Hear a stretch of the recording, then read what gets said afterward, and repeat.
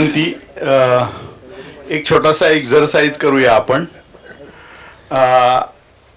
आपल्या खिशात किंवा पर्समध्ये हात घालून आपला मोबाईल बाहेर काढायचा आणि तो बंद करायचा किंवा किंवा व्हायब्रेशनवरती ठेवायचा.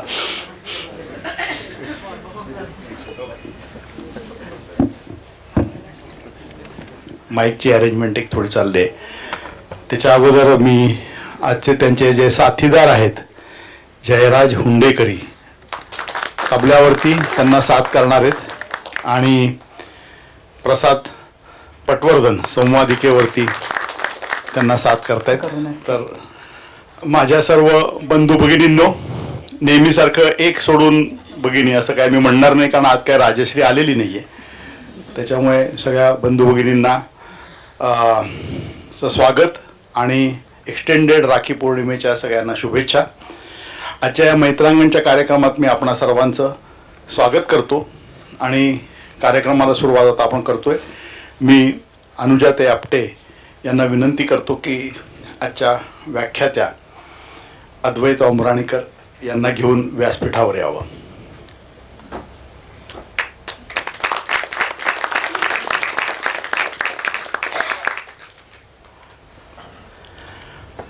अद्वैत उमराणीकरांची आपल्याला सर्वांना परिचय आहेच. त्यांनी अनेक कार्यक्रम केलेत, पुस्तकं लिहिली आहेत, पण त्यांची एक फॉर्मल ओळख करून देण्यासाठी मी अनुजा आपटे यांना विनंती करतो.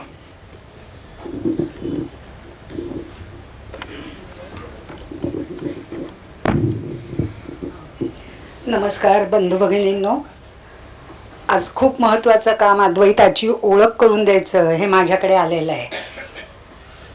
अद्वैता याचा अर्थ जिचं कोणाशीही भांडण नाही अशी ही आपली मैत्रीण आज आपल्या समोर अभंगाचे डोही, अभंग तरंग याचं अभंगांचे निरूपण आणि सर्व काही आपल्याला ती सांगणार आहे. याचा सगळ्यांनी छानपैकी आस्वाद घ्यावा. थोडक्यात अद्वैताची ओळख म्हणजे MA अर्थशास्त्र हिंदी, तसं MA जनरल. मुख्य म्हणजे ती BA कीर्तनकार कालिदास विद्यापीठातून, हाडाची शिक्षिका, कीर्तनकार, निरूपणकार, निवेदक अशी ही खरी तिची ओळख आहे.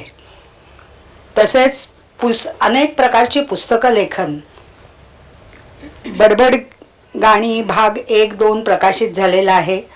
मृत्युंजयी कर्पूरग्राम, ऋतुश्रावणी थांबले, नवीन मराठी शाळा 125 वर्षाचा इतिहासाचे पुनर्लेखन, 1971 सालचे बांगलादेशाचे युद्ध स्टोरीटेल ॲपसाठी लेखन, तरुण भारत बेळगावसाठी गेले 3 वर्ष स्तंभलेखन करत आहे.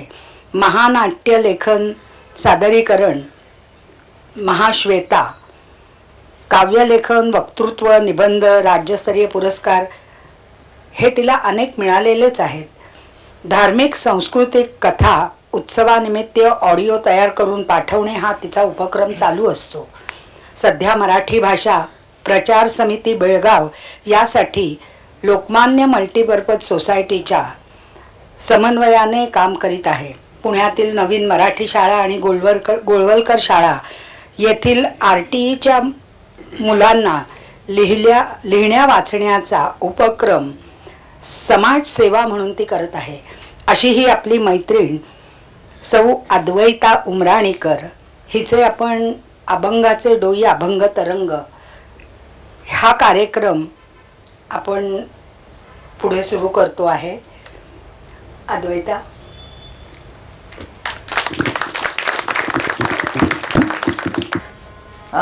मला माहिती नाही ह्याच्यातनं आवाज येईल की नाही, थोडंसं हे आहे. आणि नाही आला तरी आपल्याला नुमवी किंवा नवीन मराठीत शिकवण्याची किंवा अहिल्यादेवी शिकवण्याची प्रॅक्टिस असल्यामुळे शेवटपर्यंत माझा आवाज नक्की येईल ह्याची मला खात्री आहे. त्याच्यामुळे सगळ्यात मेन हा माझा विद्यार्थी आहे जयराज हुंडेकरी, आणि हा ज्या शाळेत होता त्या शाळेत मी शिकवल्यामुळे मला काही येईल असं त्यांना खात्रीच आहे. हा सरस्वती मंदिरचा विद्यार्थी आहे. त्याच्यामुळे माझे पेटीचे साथीदार आहेत प्रसाद पटवर्धनजी, हे स्वतः ह्याच्यातनं काय तुमचं MES मधनं रिटायर्ड झालं, व्याख्यानच द्यायचं का असा प्रश्न आल्यानंतर मग आमची चर्चा सुरू झाली की काय करूया.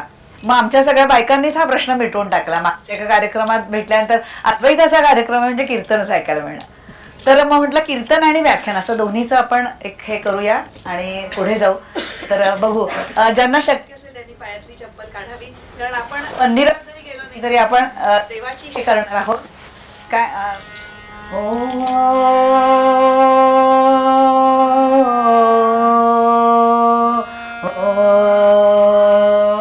यदा लंबोदरं हन्ति सता प्रत्यूह संभवं तदा लंबे दयालंबं लंबोदरं पदाम्बुजं शारदा शारदा भोजं वदनां वदनाम्बुजे.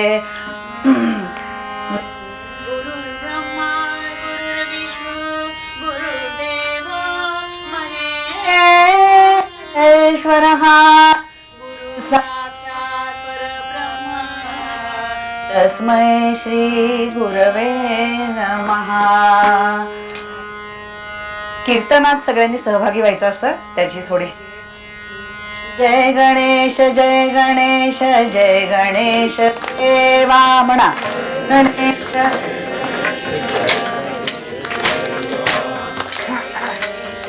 गणेश देवा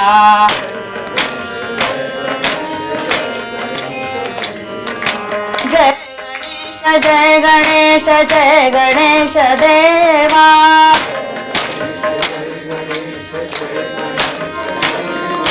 जय गणेश जय गणेश जय गणेश देवा.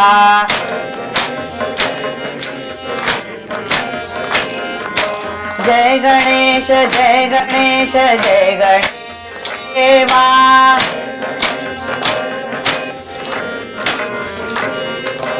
जय गणेश जय गणेश जय गणेश देवा.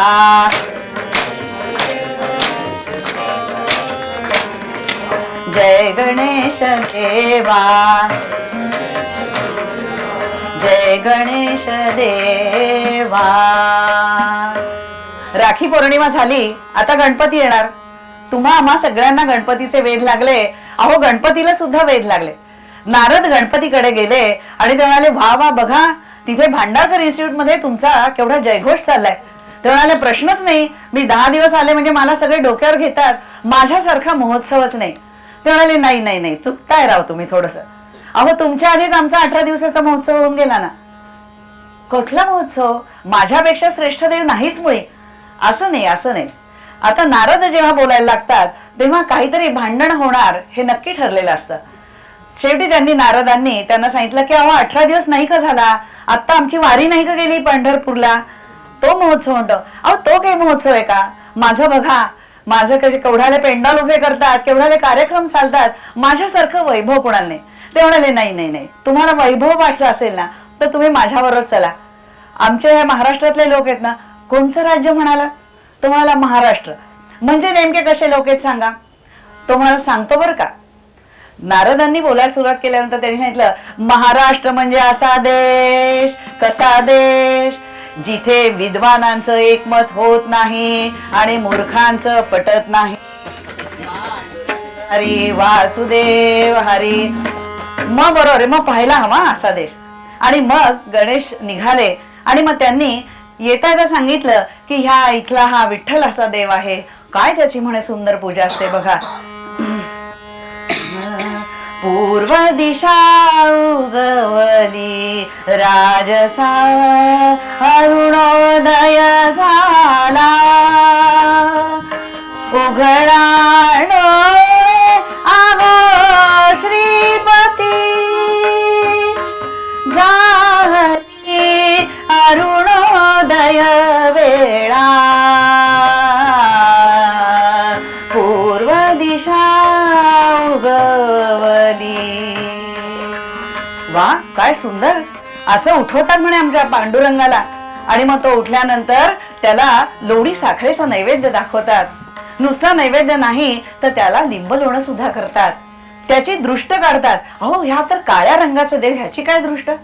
पण तो अतिशय प्रिय असल्यामुळे त्याची दृष्ट काढतात. हे लिंब लोणं काढून झाल्यानंतर हे विश्व ज्या पांडुरंगाने निर्माण केलंय त्या पांडुरंगाला पंचांग सांगितलं जातं की आजचा दिवस तुझा कसा जाणार आहे बाबा. तुम्ही आम्ही बघतोच रोज भविष्य, पण देव सुद्धा बघतो. त्यांनी सांगितलं असेल असेल, चल आता आपण त्याला भेटायला जाऊ.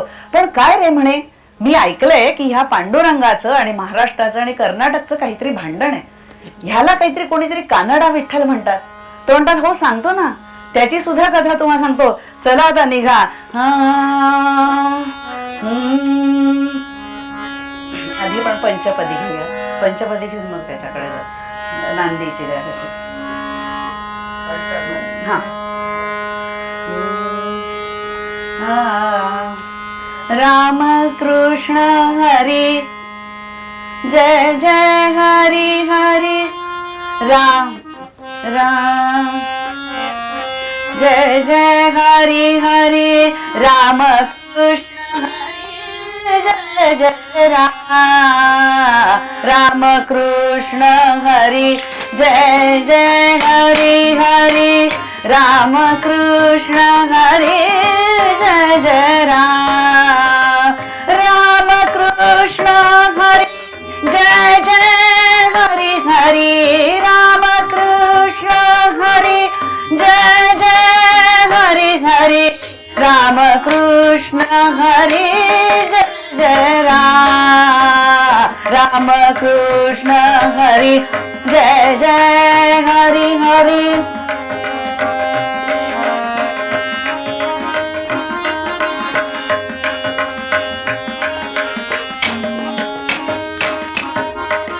नवनीरद सम नवनीता प्रिया नवनीरद सम नवनीता प्रिया नवन विनोद विहारी राम जय जय हरी हरी राम कृष्ण हरी जय जय हरी हरी राम कृष्ण हरी जय जय राम कृष्ण जय जय हरी हरी राम कृष्ण हरी जय जय हरी हरी राम कृष्ण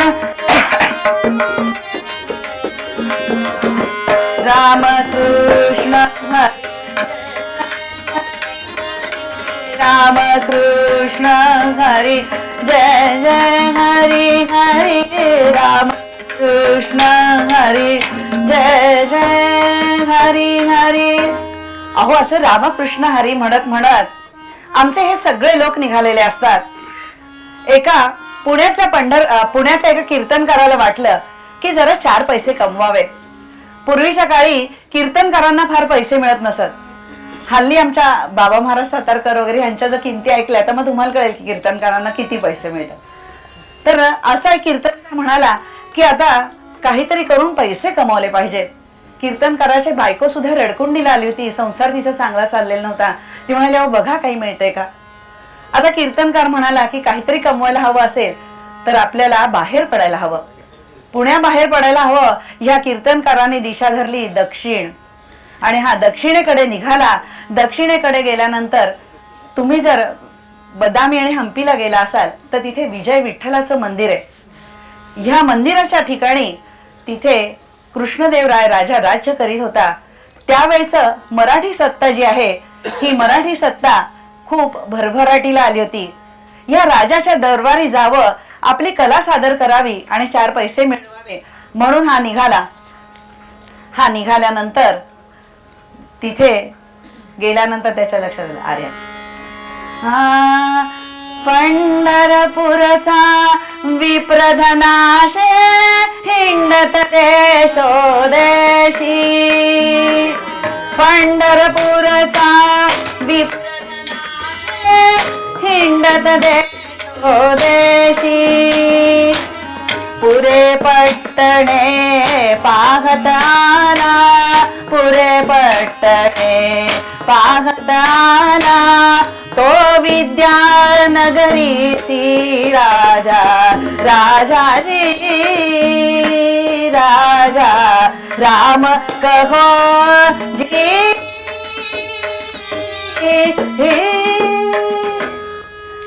तो आला. या विजयनगरीच्या आसपासची गावं होती कर्नाटकातली.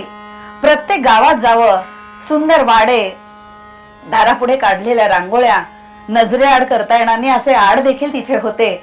आणि तिथली भावभक्ती, त्याची कीर्तन सुरू झाली. लोक आनंदाने डोलू लागले, कीर्तन ऐकू लागले.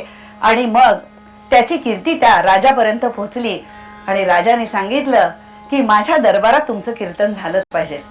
त्याला आनंद झाला. तो ज्या इच्छेने आला होता ती इच्छा नक्की पूर्ण होणार, कारण राजाकडे गेल्यानंतर राजा काही तुम्हाला रिकाम्या हाती परत पाठवणार नाही हे त्याला नक्की माहिती होतं.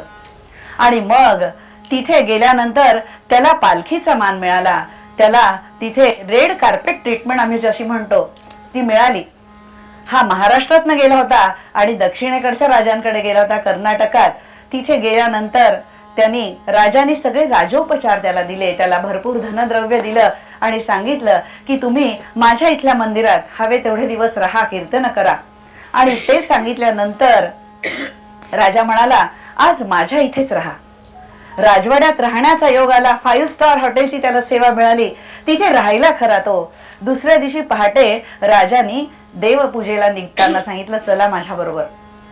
देवपूजेला गेल्यानंतर तिथे राजाचंच देवघर, सोन्या चांदीचे देव बघत राहावं असं लख सगळीकडे उजेड पडलेला. पण हा जो कीर्तनकार होता हा बारकाईने देव बघत होता. आम्ही कुणाच्याही घरात गेलो तर आधी देव बघतो. तुमची कुलदेवता कोणची, तुम्ही कुठे जाता, तुमचं वगैरे वगैरे ह्या चर्चा जशा होतात. आणि आम्ही देवळात गेल्यानंतर देव बघत नाहीच. आम्ही देवीला कोणची साडी नेसवलीये, देवीला काय दागिने घातलेत वगैरे वगैरे बघतो. पण हा त्या अर्थाने बघत नव्हता. हा तिथे बघत होता. आणि तेवढ्यात राजाने सांगितलं की ही आमची कुलदेवता. आता ह्या प्रवचनकारांनी गप्प बसावं की नाही, पण तो महाराष्ट्रातनं गेला होता आणि बहुतेक संजय राऊतांच्या नात्यातला होता. तिथे गेल्यानंतर तो म्हणाला मी हिला कुठेतरी पाहिलंय. आता देवी आहे, देवघरातली आहे, कुलदेवता आहे त्यांची. आणि मग राजांनी सांगायला सुरुवात केली या रासाई ऐसे दैवत अन्य नसे हो त्रिभुवनात. त्यांनी सांगितलं ही आमची रासाई देवी आहे, तुम्हाला जगात कुठेही सापडणार नाही. राजोपचारामित होत नित्य दिनी येथे. तिने सांगितलं आमच्याकडे तिला राजोपचार आहेत, तिला हिऱ्या मोत्यांचे दागिने घातलेले आहेत. पण तो म्हटला नाही मी हिला कुठेतरी पाहिलंय. तो म्हणाला कुठे पाहिलंय. त्यांनी क्षणभर आठवायचा प्रयत्न केला. हा पुण्यातून पंढरपूरहून दक्षिणेकडे असा गेलेला आहे प्रवास करत. आणि हा पंढरपुरात जास्त काळ राहिलेला आहे, देवाची सेवा केलेली आहे. आणि मग त्यांनी सांगायला सुरुवात केली ही आमच्या पंढरपुराच्या देवळात येते. मगाशी मी तुम्हाला सांगितलं की विठ्ठलाला उठवायला साक्षात गंधर्व किन्नर तिथे येतात, अप्सरा तिथे येऊन नाच करतात. आणि मग ह्यांनी सांगायला सुरुवात केली की पंढरपूरच्या मंदिरी येऊनही नित्य काढिते केरा. तो बोलला. तिने सांगितलं की ही आमच्या इथल्या देवळात केर काढायला येणारी आहे. हे ऐकल्यानंतर मात्र राजाला भयंकर राग आला. बहुकोपो निराव म्हणे दावी मज पंढरी प्रथम मूर्खा सत्याची पाहिन नाही तर जाशील स्वर्ग सुखा. त्याने सांगितलं तू मला आता पंढरपूर दाखव, नाही तर ही मला इथे तिथे देवी दाखव, नाही तर तुझी मान कापली म्हणून समजायचं. आता मात्र त्याच्या डोळ्यात पाणी आलं आणि त्याने विठ्ठलालाच विनंती केली की देवा मी तुझं कौतुक करण्यासाठी हे सगळं बोललो आणि हे मी जे पाहिलेलं आहे ते बोललो, आता माझा सांभाळ तूच कर. आणि मग दुसऱ्या दिवशी राजाने आज्ञा दिली, सगळं सैन्य निघालं. हत्तीवरती राजा बसलाय आणि पंढरपूरच्या दिशेने कूच केली. सगळीकडे जातायत बघतायत. यांनी काय काय वर्णन करावं की आमच्या मंदिरावरती सुवर्णाचे कलश आहेत, आमच्या शेतामधनं 5 माणकं आहेत, काय काय सांगावं, तोंडाला येईल ते सांगत होता. हे सांगितल्यानंतर राजा हळूहळू पंढरपूरच्या वेशेपाशी आला. आणि पंढरपूरच्या वेशीपाशी आल्यानंतर त्यांनी क्षणभर तो थांबला. नुकतंच उजाडत होतं आणि पंढरपूरच्या कळसावरती सूर्याची किरण अतिशय सुंदर चमकत होती. सुवर्णाचे कलश लावावे असं ते दिसत होतं दृश्य. गजीबाई सोनी मेदिनीपती, गजीबाई सोनी मेदिनीपती, पाहे पंढरी त्या दृष्टी. त्याने ती पाहिली आणि मग त्याला आनंद झाला आणि मग तो हत्तीवरनं पायउतार झाला आणि धावतच विठ्ठलापर्यंत गेला. विठ्ठलापर्यंत गेल्यानंतर त्यांनी विठ्ठलाला साष्टांग दंडवत घातलं. मी ऐकलं होतं पण आज प्रत्यक्ष तुला पाहिलं. त्याचं ते काळं सावळं रूप पाहिल्यानंतर त्याला खूप आनंद झाला आणि मग त्यांनी विठ्ठलाची भरपूर सेवा केली. त्याचा सगळा लवाजमा बरोबर होता. तिथल्या लोकांना जेवण देणं, तिथल्या लोकांना काय लागेल ती मदत करणं, मंदिराचे जीर्णोद्धार करणं, असा सगळा कार्यक्रम त्यांनी केला. आणि त्याची ती सेवा बघून आमचा हा साधा भोळा पांडुरंग त्याच्यावरती प्रसन्न झाला. त्यांनी सांगितलं, ज्याने ज्याने भक्ती केली त्या भक्तांसाठी मी जातोच.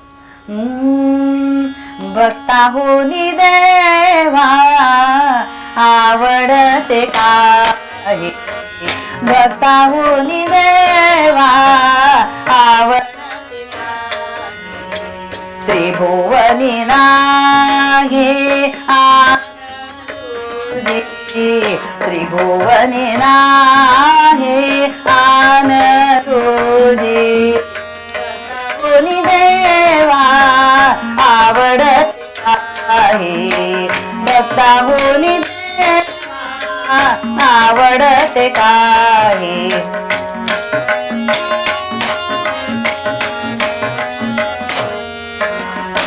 नावडे वैकुंठ क्षीराचा सागर, नावडे वैकुंठ क्षीराचा सागर, धरोनी अंतर राही जीवा, धरोनी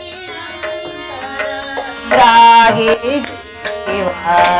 भक्ताहुनी देवा आवडते काही, भक्ताहुनी देवा आवडते काही.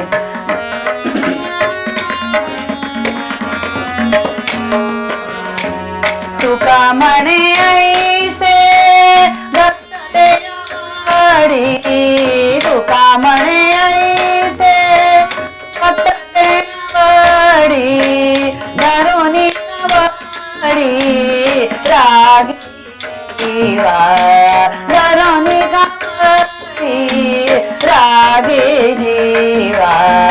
भक्ताहुनी देवा आवडते काही, भक्ताहुनी देवा आवडते काही, भक्ताहुनी देवा, भक्ताहुनी देवा, भक्ताहुनी देवा आवडते काही. त्यांनी सांगितलं, आमच्या ह्या पांडुरंगाला अतिशय भक्त आवडतात.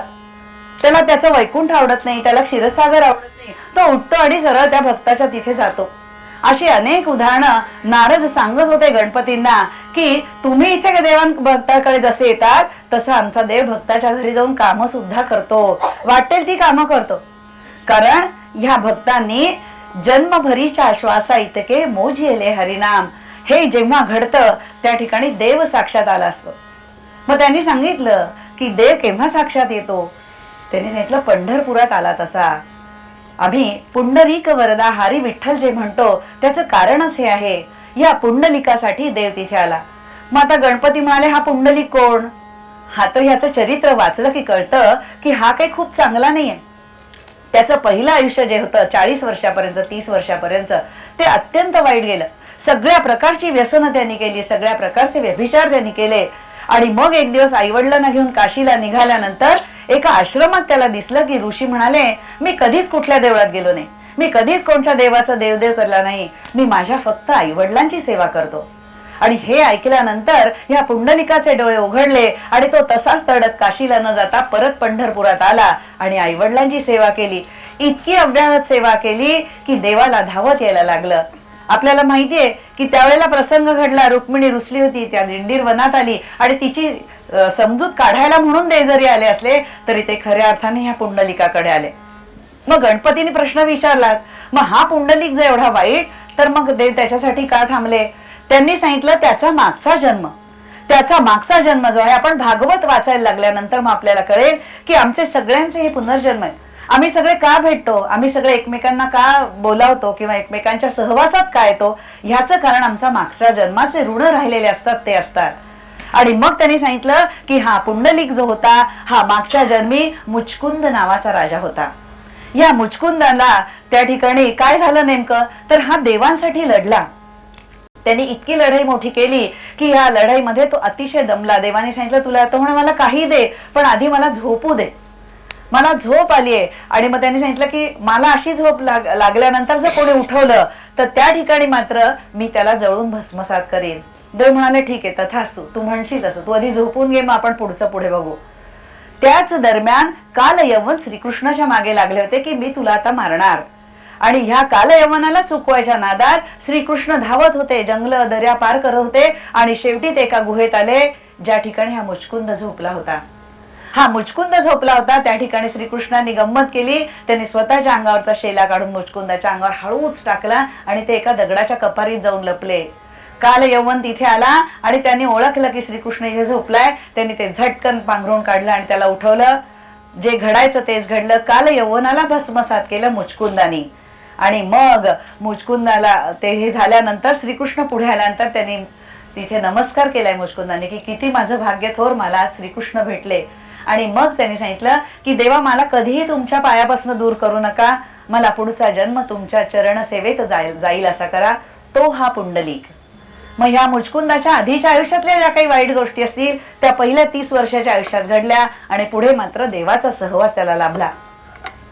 अशा या कथा आपण ऐकता ऐकता पुढे गेल्यानंतर मग लक्षात येतं की हा कीर्तनकार बोललाय, तिथे राजा आलाय आणि राजाने सगळं वैभव पाहिलं. आणि आता विठ्ठलाला सांगितलं, विठ्ठलाने विचारलं काय हवं तुला, कारण तू माझा भक्त आहेस.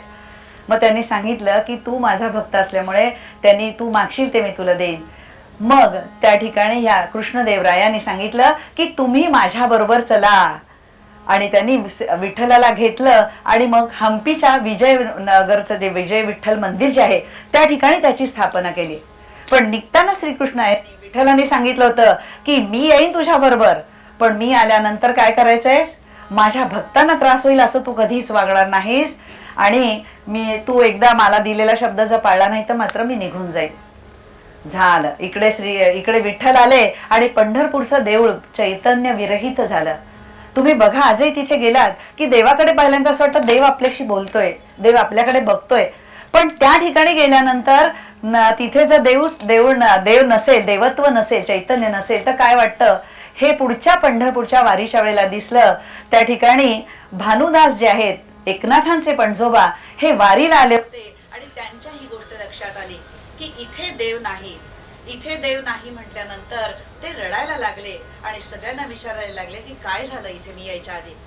मग सगळी घटना त्यांना सांगितल्यानंतर आता भानुदास निघाले आणि भानुदास निघाल्यानंतर ते दक्षिण दिशेला निघाले विजयनगरकडे.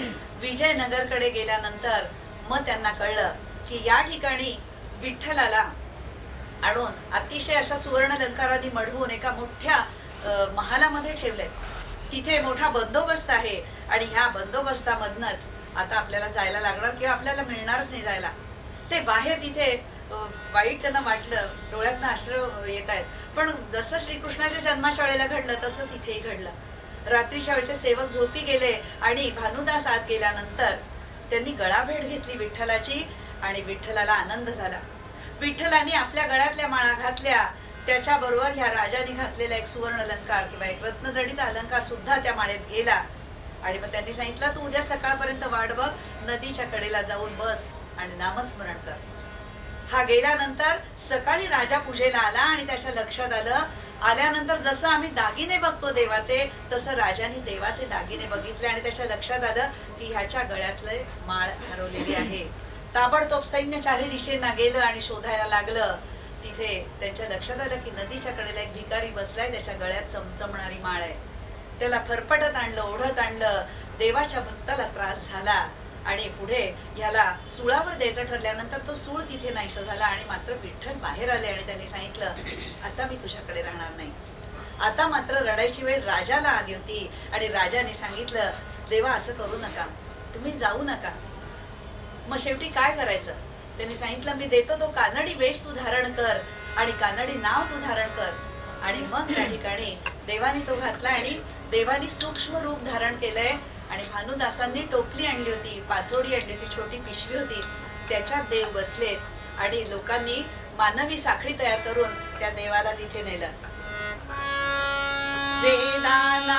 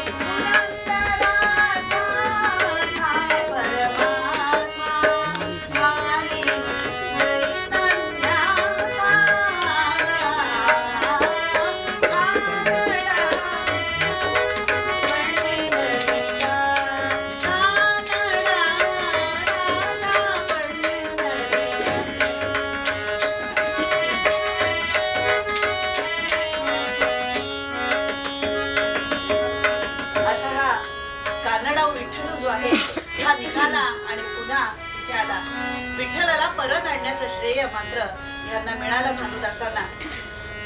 मग इकडे देव म्हणाले की तू हे बरोबर म्हणतोयस की तो इकडे आला, कानडी का झाला, आता मला कळलं. पण हे लोक कसे इतके गोरगरीब जातात कसे, हे काय करतात, ह्यांच्यासाठी हा देव का बरं काम करतो? ते म्हणे यातले बरेच लोक वारीला न जाणारे सुद्धा आहेत. ते म्हणाले कोण आहेत? आम्ही पुण्यातले लोक आहोत, आम्हाला वेळच होत नाही अजिबात. आम्ही त्यांना सगळ्यांना स्वागत करू, त्यांचं हे करू आणि मग ठीक आहे.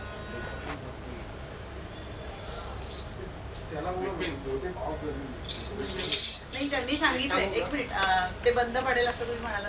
त्यांनी सांगितलं की आमचे पुण्याचे लोक पालखीचं स्वागत करतील, रांगोळ्या घालतील, पण स्वतः जातील असं नाही, कारण त्यांना खूप काम असतं. मग त्यांनी सांगितलं अहो संत सुद्धा आहेत असे. आमच्याकडे ज्ञानेश्वर खूप म्हणजे वारीचा प्रकार त्यांनी सुरू केला, वारीला ते जात होते. तुकाराम महाराजांनी एकदा पत्रच पाठवलं की मला बरं नाहीये, मी येत नाही. त्याची नोंद आहे ह्याच्यात. त्यांना ताप असल्यामुळे एखाद दुसऱ्या वेळेला ते गेले, कारण या संतांनी समाजसेवेचं काम अंगावर घेतलं होतं. त्यांनी सांगितलं अहो पंढरपूरच्या जवळ राहणार सुद्धा एक संत येत नाही अजिबात. त्यांचं नाव सावतामाळी. कांदा मुळानी भाजी अवघी विठाई माझी असं सांगणार हा जो आहे संत, यांनी सांगितलं काही त्या पंढरपूरला जायची गरज नाही, देव आपल्या जवळच असतो. आणि खरंच विठ्ठलाला त्याच्या तिथे यायला लागलं. त्यांनी सांगितलं की या विठ्ठलाला आणखीन अनेक संत भेटायला येत आहेत, पण यांना मंदिरातच येऊ देत नाही. मग असं कोण आहेत? मग त्यांनी सांगितलं की संत चोखा मेळा त्या ठिकाणी येत होते. जोहार माय बाप जोहार जोहार,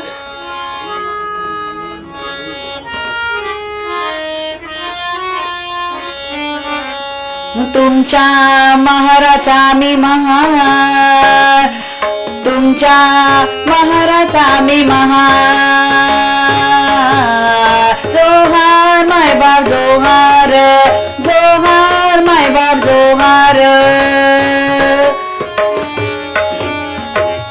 उष्ट्यासाठी आलो तुमच्या उष्ट्यासाठी आलो, बहु भुकेला झालो देवा उष्ट्यासाठी आलो. जोहार माय बाप जोहार जोहार माय बाप जोहार जोहार माय बाप जोहार. त्यांनी सांगितलं की हा सुद्धा कधी आला नाही आतमध्ये, पण एक मात्र मुलगा लहानपणापासून येतोय. पुंडलिकानंतर ज्याच्यासाठी विठ्ठल थांबले तो म्हणजे नामदेव. या नामदेवासाठी आजही विठ्ठल तिथे. हा छोटा मुलगा तिथे यायचा आणि सांगायचा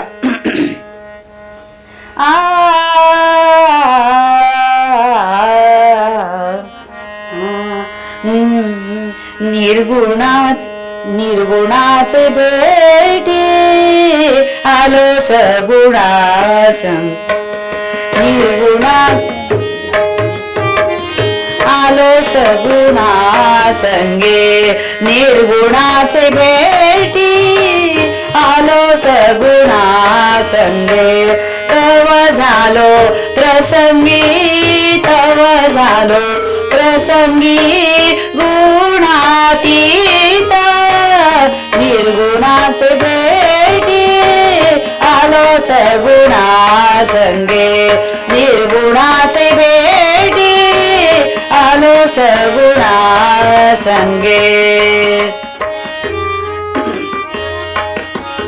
या नामदेवांनी मात्र तिथे मंदिरात जायचं आणि देवाची पूजा करायची, देवाशी खेळायचं, देवाशी बोलायचं.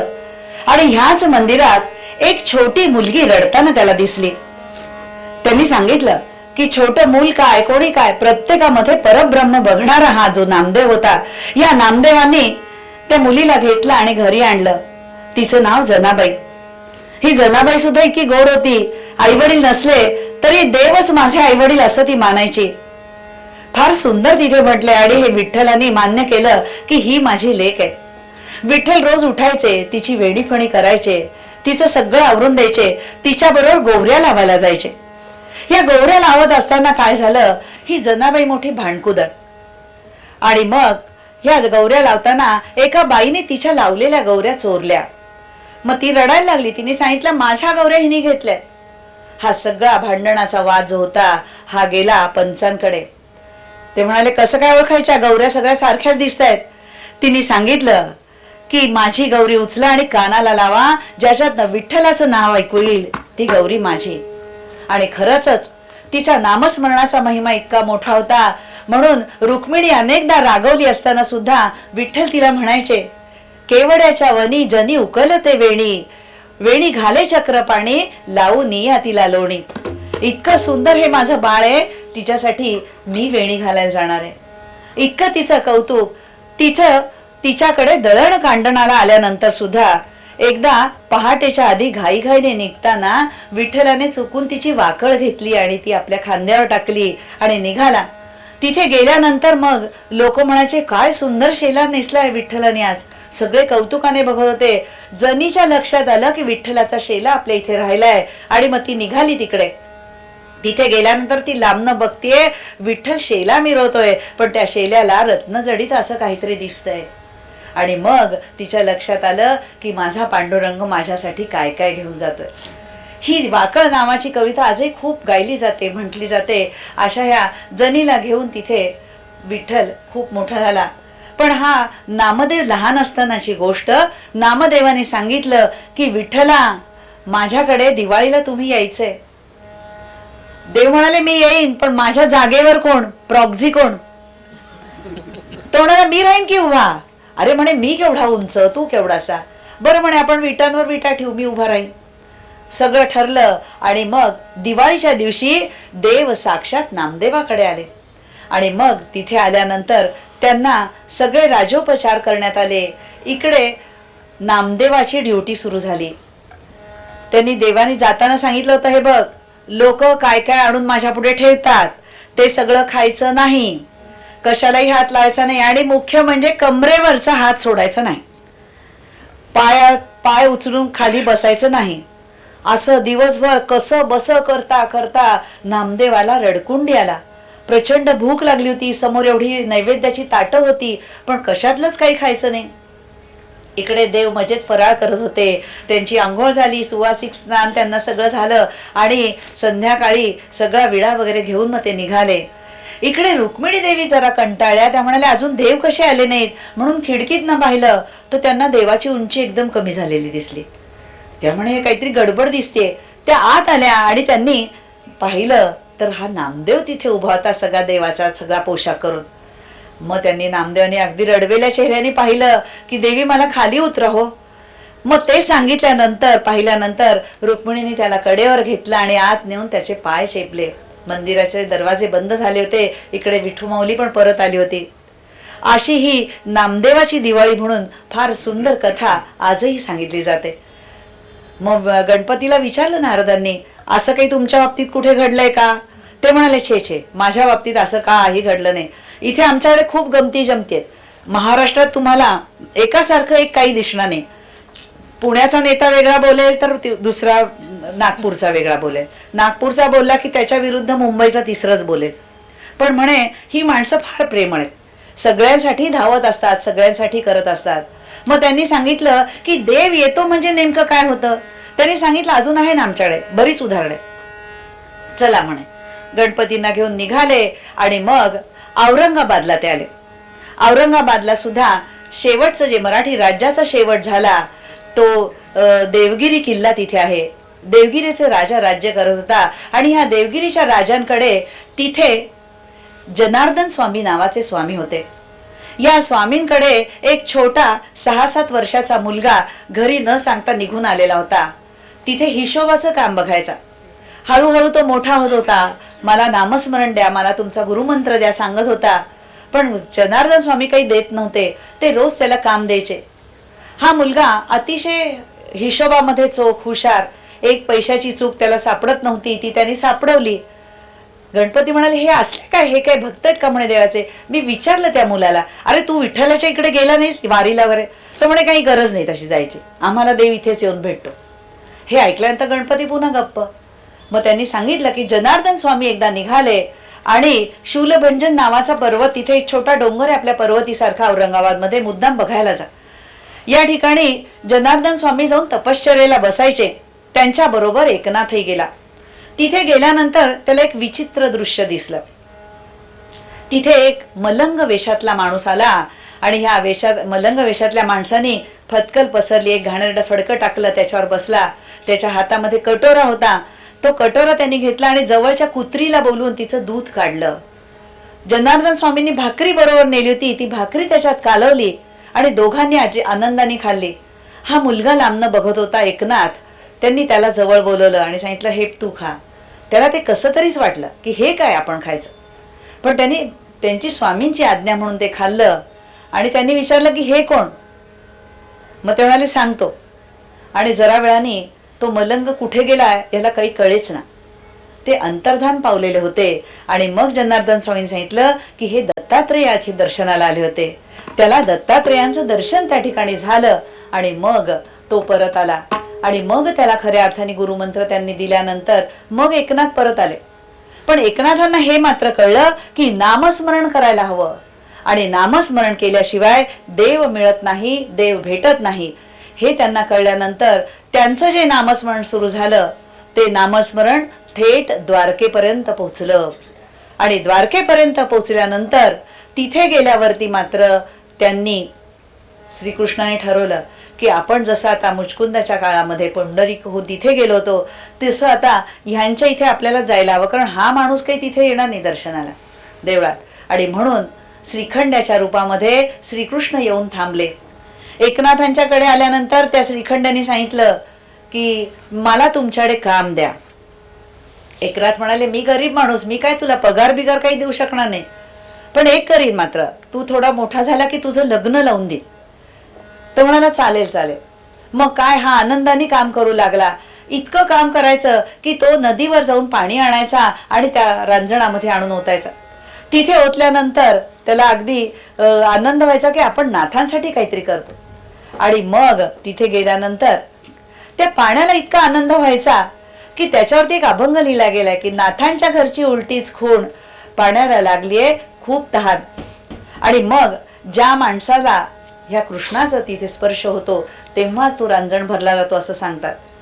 मग हा श्रीखंड इथे कष्ट करतोय. तिकडे द्वारकेमध्ये कुणीतरी गेलं, अनेक शिष्य तिथे जायचे आणि तिथे देवच नाहीये. मग तिथे त्यांना कळलं की देव कुठेतरी पैठणला जाऊन राहिले. ह्या देवांनी, ह्या सगळ्या संतांनी किंवा कबीर असतील, तिथे सूरदास असतील, यांनी फार सुंदर अभंग लिहिले. त्यांनी आपल्या लोकांना कळावं, लोकांमध्ये जनजागृती व्हावी म्हणून जसे एकनाथांनी भारुडं लिहिली तसं या कबीरांनी पण फार सुंदर लिहिलं की त्यांनी सांगितलं, बंगला खूप बनाया रे अंदर नारायण सोया. लोक म्हणायचे बंगला कशाला, देव कशाला बंगले बांधेल, त्याचं देऊळ असतंच की. बंगला खूप बनाया रे अंदर नारायण सोया, पंचतत्व की भीत बनाई बीच पवन का खंबा, आवत जावत किसे न देखे वोही बडा अचंबा. आणि मग लोकांना कळू लागलं की हे शरीर म्हणजे आपला बंगला आहे, बीच पवन का खंबा म्हणजे श्वासनलिका आहे तुमची, पंचतत्व हे शरीर आमचं पंचतत्वानी बनलंय.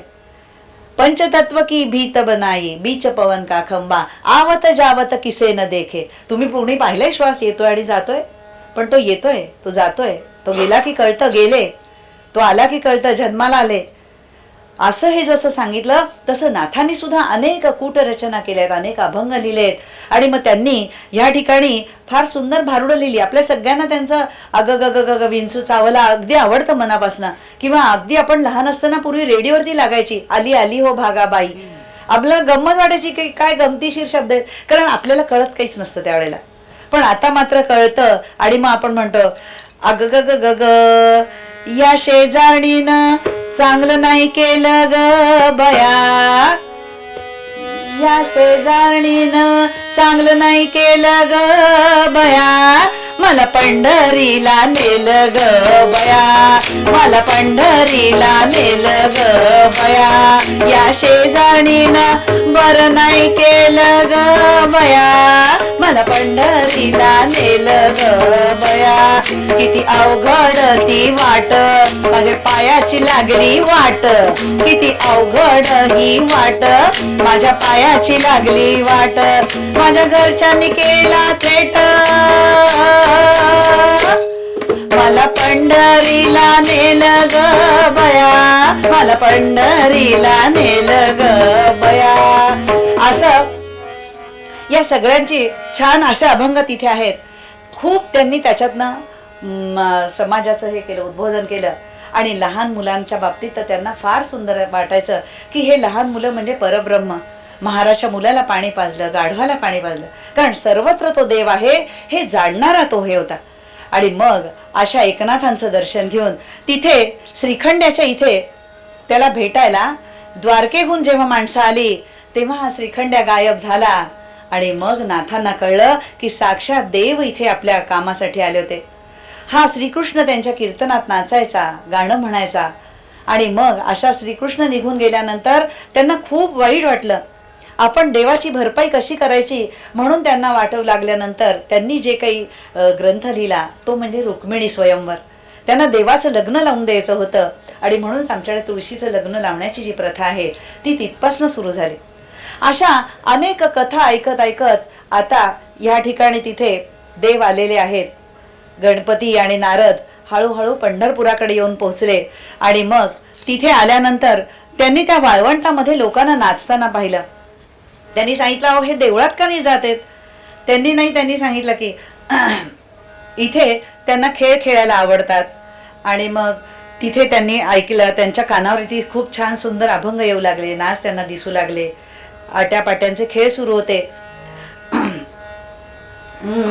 अवघे घर गरजे पंढरपूर, अवघे गरजे पंढरपूर, चालला नामाचा गजर, चालला नामाचा गजर, अवघे गरजे पंढरपूर, अवघे गरजे,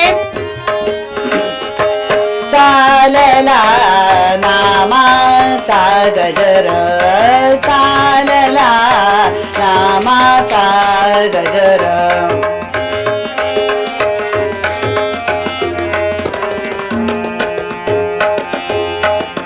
इडा पिडा टळूनी जाती, इडा पिडा टळूनी जाती, देहाला या लावे मुक्ती, पांडुरंगी रंगले गो, पांडुरंगी रंगले गो, संतांचे माहेर अवघे गरजे पंढरपूर, अवघे गरजे पंढरपूर, चालला नामाचा गजर, चालला नामाचा गजर, नामाचा गजर. आणि हा असा नामाचा गजर चालू असतानाच गणपती आणि नारद त्या ठिकाणी आले. तिथे आल्यानंतर त्यांना असं वाटलं की आता मात्र आपण त्या देवाला जाऊन भेटायलाच हवं. तिथे अनेक संत महंत भेटत होते, ज्ञानदेव आले होते. मग ह्या ज्ञानदेवांना त्यांना विचारलं. गणपती म्हणाले, ह्यांना हे कसे काय इथे आले? त्यांनी सांगितलं, हे वारीच इथे आणतात. आणि मग त्यांची ती छोटी मुक्ताई पाहून त्यांना वाटलं, सगळे लोक तिला नमस्कार करत होते. या मुक्ताईला नमस्कार करायचं कारण काय? त्यांनी सांगितलं की हिला गुरु मानतात, गुरुस्थानी मानतात.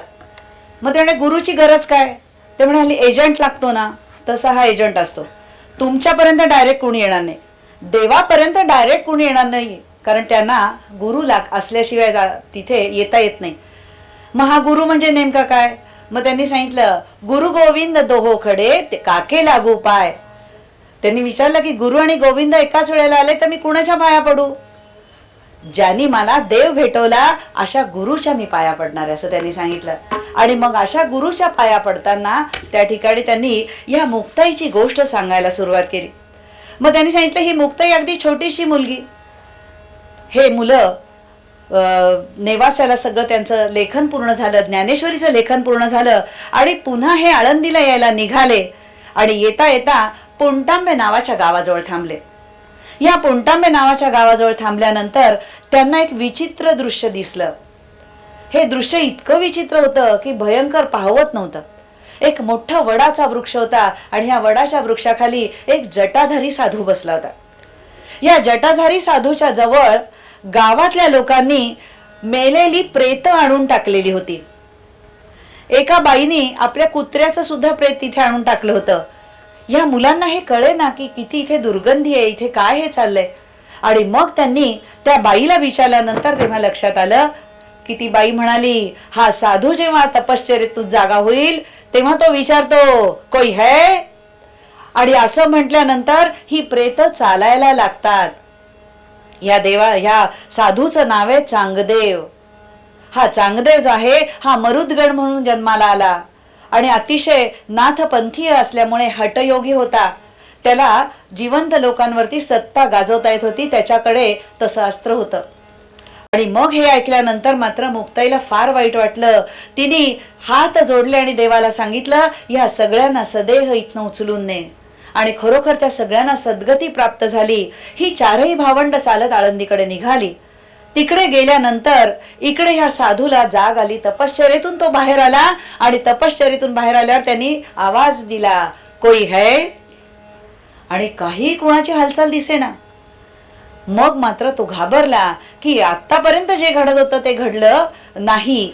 तर त्याच्यामुळे त्यांनी त्या म्हातारीला बोलवलं आणि विचारलं, काय झालं? तिने सांगितलं 4 छोटी भावंड इथनं गेली, त्यातली सगळ्यात छोटी जी मुलगी होती तिने देवाला तिथे सांगितलं की इथल्या सगळ्या प्रेतांनाने इथली प्रेत सदेह गेली. हे घडलंच कसं? आता मात्र हा बेचैन झाला आणि त्यांनी विचारलं की केवढी होती ती मुलं साधारण. त्यांनी सांगितली ही 8-10 वर्ष, 10-15 वर्ष, मोठा मुलगा 14 वर्षाचा असेल. आणि मग ते ऐकल्यानंतर त्यांनी सांगितलं की मला त्यांना भेटायचंय. आणि मग त्यांनी पत्र लिहायला घेतलं, पण त्यांना कळे ना आपल्यापेक्षा वयाने लहान असल्यामुळे यांना आशीर्वाद लिहावा, तर ते लहान आहेत वयाने, पण त्यांना जर आपण तिथे नमस्कार करायला गेलो तर ते ज्ञानाने मोठे आहेत आपल्यापेक्षा. काय करावं अशा द्विधा अवस्थेत होता. आणि मग त्यांनी ठरवलं पत्र कोरच पाठवून द्यायचं. आणि कोरं पत्र पाठवल्यानंतर हे पत्र जेव्हा ह्या भावंडांना मिळालं तेव्हा हसले निवृत्तीनाथ आणि त्यांनी ते पत्र मुक्ताईला वाचायला दिलं. तिने सांगितलं अरे हा कोरा रे कोरा, हा कोराच राहिला. ज्याला अजून कळलंच नाही की आपण कुणाला नमस्कार करावा आणि कुणाला आशीर्वाद द्यावा, हे ज्या माणसाला कळत नाही त्यावेळेला त्या माणसाच्या मधला अहंकार मोठा झालेला असतो. आणि हा अहंकार इतका मोठा असतो त्याला कुणाच्या पुढे झुकावं असं वाटत नाही, कुणाला चांगलं म्हणावं असं वाटत नाही. आणि मग त्याच्या त्या कोऱ्या पत्राला उत्तर जे लिहिलं ते म्हणजे चांगदेव 65 ओव्या ज्ञानदेवांनी लिहिल्यात की अरे ह्याला कळलं पाहिजे. आणि त्यांनी सांगितलं मुक्ताई ह्याचा इलाज तुलाच करायला लागणार आहे. इकडे या चांगदेवांना जेव्हा या 65 ओव्या मिळाल्या त्यांना वाचून काही कळेना, कारण या ओव्यांमध्ये फार सुंदर लिहिलेलं होतं की लाटांचं आवरण जसं असतं ते आवरण बाहेर करून आपल्याला सागर दिसतो का? नाही दिसत. आपण सोन्याचे मण्याचे तुकडे केले तरी पुन्हा सोनच तिथे राहतं ना, त्याचा सोन्याची काही माती होत नाही. म्हणजे सोनियाचे मणी केले पुन्हा सोन्याचे धागे ओविले, तसं आपलं आयुष्य असतं. आपण वेगळे नाहीच, आपण वेगळं मानतो की मी ह्याच्यापेक्षा चांगला आहे, मी त्याच्यापेक्षा हुशार आहे. हा अहंकार आमचा जसजसा वयाप्रमाणे वाढत जातो तसं आम्ही देवापासून दूर जातो. आणि मग हे वाचल्यानंतर पत्र काही कळेना म्हणून ते निघालेत, पण जाताना सुद्धा अहंकार किती मोठा होता की आपण कोणीतरी मोठे आहोत. एखाद्या मंत्र्याची गाडी चालली आहे म्हणजे 10 गाड्या पुढे 10 मागे असं असल्याच पाहिजे. धनकड्यांचं काय झालं शेवटी? त्यांना वाटलं माझा पण फोटो लावला पाहिजे राष्ट्रपतींबरोबर. असं वाटणाऱ्या लोकांना शेवटी बाहेर पडायला लागतं किंवा अहंकार सोडायला लागतं. तसं ह्या चांगद्याचं झालं. तो वाघावरती स्वार झालाय, हातामध्ये चाबूक घेतलाय त्यांनी सापाचा, कारण ह्या सगळ्या जीवांवरती सत्ता चालत होती. पण सजीवांवर सत्ता चालेल, तुम्ही जादूटोणा करू शकाल, पण इकडे ही भावंड भिंतीवर बसली होती. त्यांनी सांगितलं इतका मोठा माणूस येतोय वयाने, 114 वर्षाचं आयुष्य होतं त्याला. 1400 वर्ष असं सांगितलं जातं. आपल्याकडे मराठीमध्ये आकडे कसे वाचतात तर शे म्हणजे शेकडा आणि 14 म्हणजे 14 शेकडा, 1 शेकडा आणि 14 असं वाचायचं असायचं. असा 114 वर्षांचा माणूस आपल्याकडे येतोय.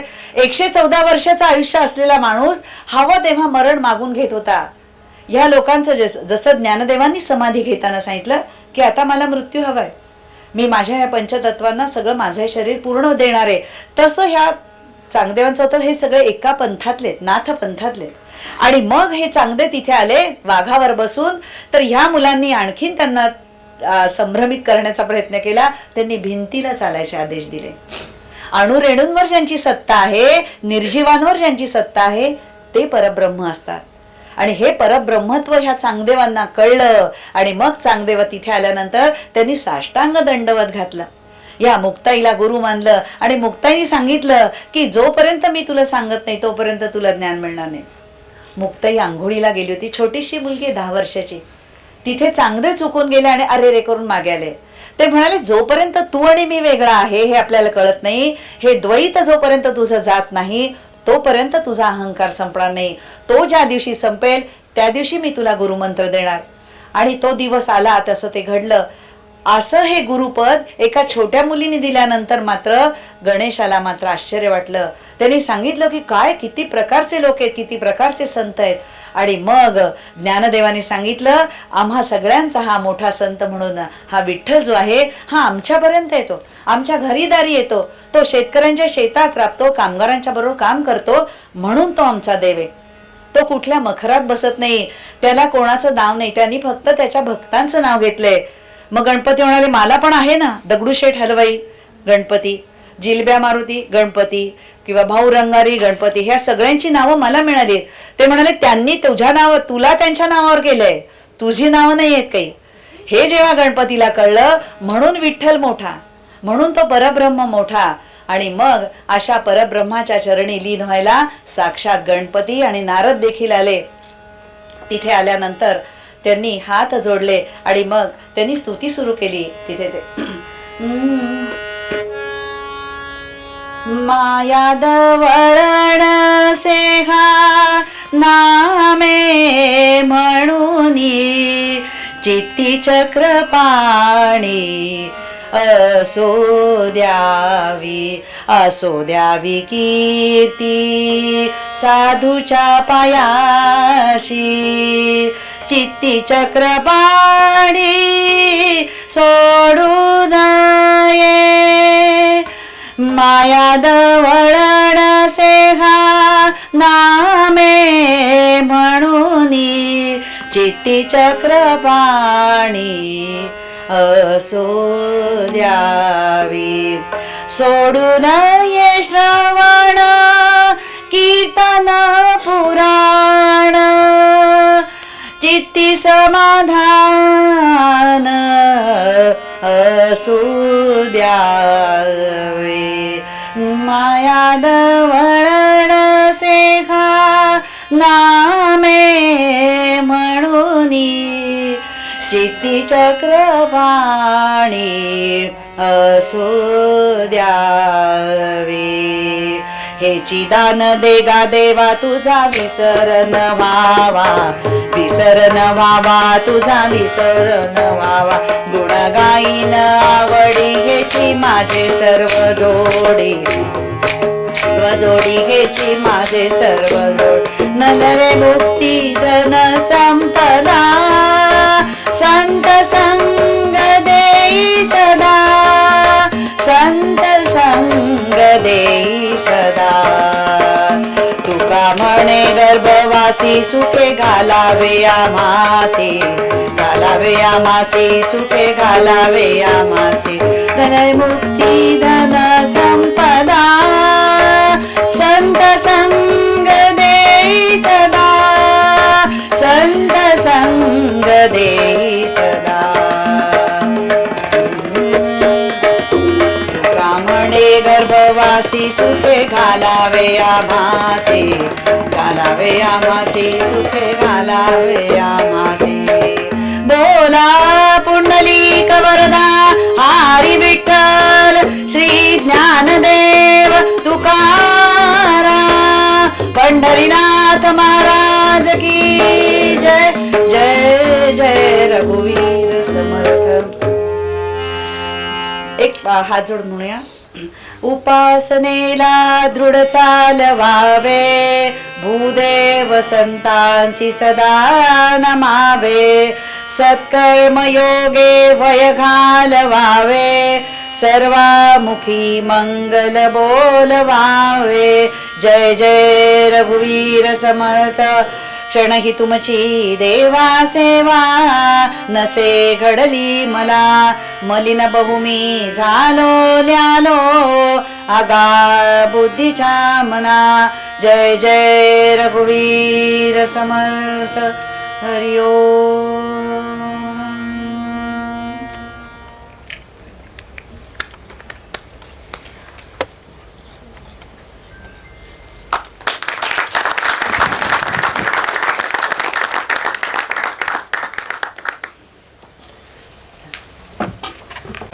बोला. तुम्ही बरंच सांगितलं त्याबद्दल. तर तुम्ही तर कीर्तनकार म्हणून तुम्ही कालिदास विद्यापीठातनं घेतली. तर ह्या ज्या उपाध्या आहेत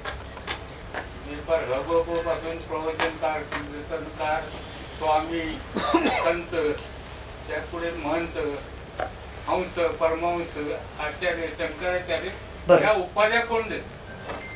ह्या उपाध्या तुमच्या तपश्चर्यानुसार खरं म्हणजे शंकराचार्यांचे मठ किंवा त्यातले जे काही विद्वान लोक असतील काशीचं विद्यापीठ आहे त्याच्यासाठी आळंदीचं विद्यापीठ आहे ह्या पदव्या त्यांच्याकडनं दिल्या तर त्याचा एक ठराविक अभ्यासक्रम पूर्ण झाल्यानंतरच त्या तुम्हाला प्राप्त होतात किंवा तुम्ही तेवढ्या दर्जाची तपश्चर्या किंवा तुमचं वाचन पूर्ण झाल्यानंतरच तुम्हाला त्या मिळतात आणि तरच तुम्ही त्या मिरवायच्या असतात. हो पण हे संत त्यावेळेला कुठं काशीच्या विद्यापीठात नाही संतांना जायला लागायचं ना. काशीने त्यांना मान्यता दिल्याशिवाय तुमचं आपण गंगा दशहराची जी गोष्ट वाचतो त्याची मुद्दाम तुम्हाला सांगते की पंडित जगन्नाथ जे होते, तर ह्या पंडित जगन्नाथांनी भामिनी विलास जे लिहिलेलं आहे तेव्हा फ्रेंच भाषेत तेव्हा 14व्या शतकात त्या नाटकाचं भाषांतर झालंय. इतका हा विद्वान माणूस हा अकबराच्या दरबारात कामाला होता आणि तिथे कामाला असताना तिथल्या अकबराच्या घरातल्या लोकांना संस्कृत बोलायला शिकवत होता. त्याची मुलगी जी आहे ती उत्तम संस्कृत पंडित होती. हे सगळे एकमेकांशी संस्कृतमधनं बोलायचे.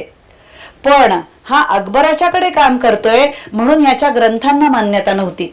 ही मान्यता मिळवण्यासाठी ह्या काशीच्या पंडितांकडे गेला आणि तिथे गेल्यानंतर काशीचे पंडित म्हणाले की आम्ही तुला देऊ मान्यता, पण तुझी मान्यता जर गंगेने दिली तर आम्ही ती मान्य करू. काशीला गेल्यात तर 52 पायऱ्यांचा घाट आहे. ह्या घाटावरती हा कालिदास बसला, पंडित जगन्नाथ बसला आणि त्याची बायको पण बरोबर होती. त्याच्या बायकोची गोष्ट आधी सांगते की एकदा अकबर आणि हा जगन्नाथ तिथे बसलेले असताना दरबारामध्ये समोरून पाणी भरून त्याची मुलगी येत होती. त्यांनी सांगितलं ह्या मुलीवरती काव्य कर संस्कृतमध्ये, कारण तो विद्वान होता आणि त्याने अतिशय अप्रतिम असा तो जो श्लोक लिहिलाय तो आत्ता मी सांगणार नाही ते, कारण तो सगळ्यांत सांगू नये असा आहे. तिच्या सगळ्या सौंदर्याचं वर्णन त्याच्यामध्ये आहे. ते ऐकल्यानंतर अकबर खुश झाला. त्यांनी सांगितलं तुला काय हवं ते माग. त्यांनी सांगितलं मला हिच्याशीच लग्न करायचंय. त्याच्या मुलीचं नाव होतं लवंगी. या लवंगीशी या जगन्नाथाचा विवाह झाला आणि तो ब्राह्मणांना मान्य नव्हता. त्याच्यामुळे त्याच्या ग्रंथांनाही मान्यता नव्हती. जे त्यांनी गंगालहरी आपण जे वाचतो आजही दशहरामध्ये जूनच्या सुरुवातीला, हा तिथे गेला आणि गंगेच्या किनारी बसला. तिथे बसल्यानंतर हे आत्ताचे पावसाळ्याचे दिवस आहे, जूनच्या दरम्यान पाऊस सुरू होतो. गंगेचं जसं स्तोत्र तो म्हणू लागला. अप्रतिम वर्णन ह्या 52 श्लोकांमध्ये गंगेचं. किती सुंदर संस्कृत बोललं जातं, किंवा किती सुंदर त्याचं हे आहे. ते एक एक श्लोक पूर्ण होताना एक एक पायरी चढून गंगा नदी वर आली आणि 52व्या श्लोकाच्या वेळेला या दोघांना आपल्या पोटात घेऊन निघून आली. त्यावेळेला काशीच्या पंडितांनी त्याचे ग्रंथ डोक्यावर घेऊन नाचले किंवा त्याला मान्यता दिली. ह्या घटना घडलेल्या आहेत आणि आजतागायत घडतायत. असं जेव्हा असतं, आजही आमच्या पैकी कित्येक जण संस्कृतमध्ये किंवा हिंदीमध्ये कीर्तनं करतात शंकराचार्यांची. इथे गेल्यानंतर मग तिथे त्यांची जी पदवी जी आहे ती दिली जाते. त्याला तेवढी योग्यता यायला लागते. कुणी उठावं, स्वतःला स्वामी म्हणावं, महाराज म्हणावं, हा त्यातला भाग नाही. आपण आपली सेवा पूर्ण करत जायचं, देवापर्यंत जायचं आणि पुढे जायचं. ज्ञानेश्वरांना सुद्धा लवकर त्यांना मान्यता नव्हतीच मिळाली. एकनाथांनी तर कधीच कोणाला महाराज म्हणून कधी हे केलं नाही, कारण त्यांनी समाजाचं प्रबोधन करत पुढे जायचं एवढंच त्यांनी ठरवलं होतं. तर मुक्ताईला तर कधीच कोणी महाराज वगैरे म्हटलं नाही. ती गेल्यानंतर लोकांना तिचं महात्म्य कळलं. तर हे आपण ठरवलेली नावं असतात, आपण त्यांना त्या ह्यानी संबोधन करतो. तर असं आहे. तिथं गेल्यावर तुम्ही तुमचे त्या काशी विद्यापीठात जाऊन तुमचं लिटरेचर द्यायचं असतं. मग लिटरेचर नुसतं द्यायचं नाही, त्यांनी सांगितलेले ग्रंथ ते जे त्याला शलाका परीक्षा म्हणतात, त्याला शलाका परीक्षण असं म्हणतात. ते ज्या ग्रंथामध्ये जी काडी ठेवलेली असेल त्या ह्याच्यावरचा श्लोक तुम्हाला तोंडपाठ म्हणून दाखवायचा असतो. आपल्याकडे आपण आज पुण्यामध्ये बघतो गीता पाठण करणाऱ्या बायकांना सुद्धा त्या ठिकाणी 25,000चं रोख बक्षीस आहे की पूर्ण गीता ते सांगतील तो श्लोक तुम्हाला झटकन म्हणून दाखवता आला पाहिजे. हे परीक्षण, ही अभ्यासाची पद्धत आहे. ही गुरुकुलातल्या ह्या पद्धती आहेत आणि गुरुकुलात हे आजही चालतं. जे लोक जातात त्यांना हे माहिती आहे. अजून काही? धन्यवाद. थँक्यू. नमस्कार.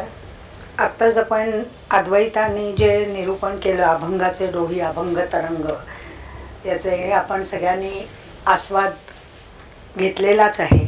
मी अद्वैताला विनंती करते की ज्यांनी तिच्या कार्यक्रमाकरता हार्मोनियमची साथ दिली त्यांना फुलाची पाकळी तिने द्यावी. आहे तिथेच, हे घ्या देता.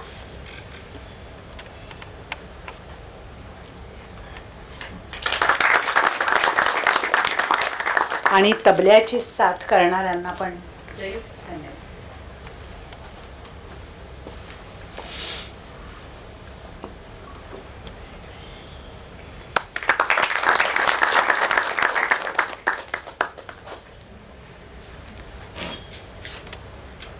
आता शेवटचं जे सर्वात महत्त्वाचं पण कंटाळवाणं काम माझ्याकडे आलेलं आहे ते म्हणजे आभार प्रदर्शन.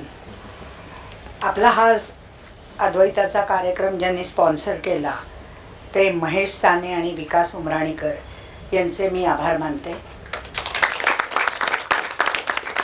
अद्वैताचे पण मी आभार मानते, कारण तिने इतकं सुरेख आम्हाला थोडंसं कीर्तन, अभंगाचं महत्त्व हे सगळं तिने आम्हाला सांगितलं, त्याबद्दल तिचे पण आभार. संयोजक समितीचे आभार पण मानते. तसेच भांडारकर ओरिएंटल रिसर्च इन्स्टिट्यूट यांनी ही जागा आपल्याला उपलब्ध करून दिली, त्यांचे पण आभार. आणि कोणाचे चुकून राहिले असतील आभार मानायचे तर त्यांचे पण मी आभार मानते. आणि हा कार्यक्रम कोणाला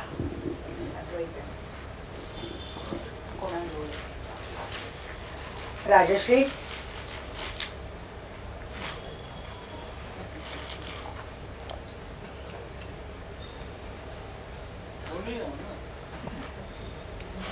कोण येते हिला बोलू का? बरी आहे.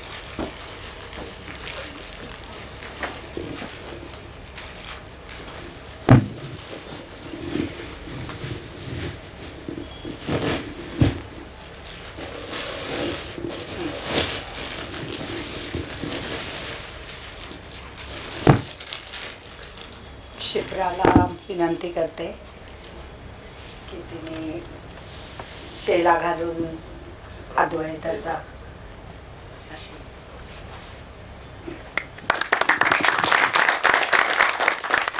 आणि पुणेरी पगडी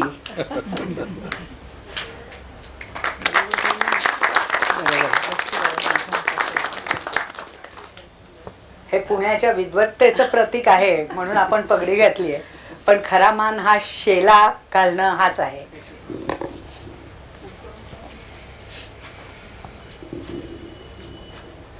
ये ना, आता ते घाल. ये, ये.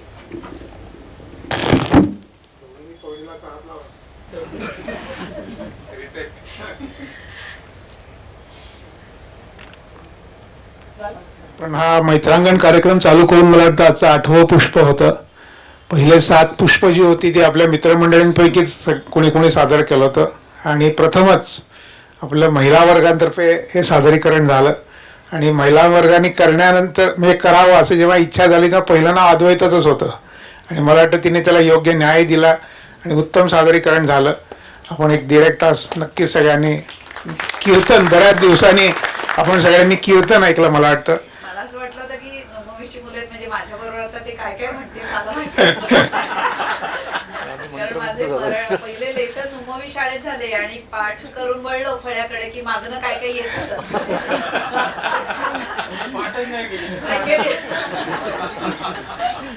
ते आम्ही आता 50 वर्षापूर्वीचे नुमवी होतो, आता 50 वर्षानंतर आम्ही बराच प्रवास करून आलोय, त्यामुळे ते रात्यापुढा जो काय होता तो तिथेच राहिला, शाळेतच राहिला असं म्हणायला हरकत नाही. ओके, तर आता पुढचे कार्यक्रम मला वाटतं 2-2.5 महिने आपण विश्रांती घेतोय, कारण गणपती, नवरात्र, प्रत्येकाच्या घरी पण काहीतरी सणवार कार्य सगळं असतात. त्यामुळे आता पुढचा कार्यक्रम साधारण नोव्हेंबर महिन्यात करायचा असं चाललंय. आत्ता तरी 2 वक्ते आपल्यातलेच आपल्या समोर नजरेसमोर आहेत. एक शैलेंद्र घाडपुरे, त्यांचं एक आपल्याला ही वॉज इन एअरफोर्स आणि त्याचे काही काही अनुभव आपल्याला शेअर करायचे आहेत. आणि उमेश देशपांडे, ज्याचं आपण बरंच काय काय तो विपश्यना, कैद्यांना वगैरे, तर त्याच्यापेक्षा आम्ही म्हटलं पुष्कळ सौम्य कैदी होत आम्ही, त्यामुळे आमची विपश्यना तर त्याला नक्कीच चांगल्या प्रकारे करता येईल. तर जगदीश ठाकूरांनी त्याला असं व्यक्त केलंय की त्या दिवशी हॉल असा घ्या की जिथे खाली ध्यानालाही बसता येईल, कारण उमेश ध्यानाचंही लेक्चर घेणार आहे असं ऐकतोय मी. तर माहित नाही आता तसा हॉल आपल्याला बघायला लागेल की ज्याला अशी पण बैठक असेल आणि खाली ध्यानालाही बसता येईल. हा, खुर्च्यांवर म्हणजे आता उमेशची ती कला असेल तर खुर्च्यांवर मांडी घालता येईल, मला माहित नाही. हा, शेजारी जे हे आहे निजामुद्दीन वसतिगृह आहे बरं, याला लागूनच इकडच्या बिल्डिंग मध्ये, ते सध्या आम्ही आमच्याकडे आहे आणि तिथे बसता येण्यासारखं आहे. तुमच्याकडे आहे म्हणजे? लोकमान्य मल्टीपर्पज तर्फे अच्छा अच्छा, ओके वापरात दिलेत त्यांनी, ओके, ते आपल्याला काही नॉमिनल याच्याला मिळतील. ठीक आहे ठीक आहे ठीक आहे. तर आता उमेशची अवेलेबिलिटी हा एक विषय असतो, कारण त्याची भ्रमंती बरीच चालू असते. आमचा एक दुसरा ग्रुप आहे वाचू आनंदी, त्याच्यात त्याचे बरेच काय काय फोटो वेगळ्या वेगळ्या लोकेशनचे येत असतात. पण नोव्हेंबर महिन्यात I think Umesh is available. तर बघूया आधी शैलेंद्रचं करायचं का आधी उमेशचं करायचं, तो फक्त कॉल आपल्याला घ्यायचा आहे. तर साधारणतः नोव्हेंबर महिन्यात आपण परत भेटू. आजचा कार्यक्रम संपला असं मी आता जाहीर करतो. धन्यवाद.